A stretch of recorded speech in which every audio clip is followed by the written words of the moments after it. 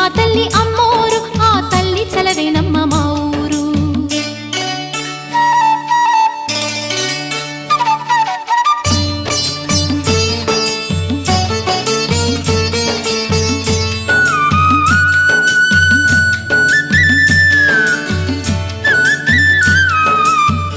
రంగవల్లి ముంగిలి కందం, రావి చెట్టు రుచ్చకు అందం, పట్టు చీర పాపటి బొట్టు, కొత్త పెళ్లి కూతురి కందం, నడిసొచ్చే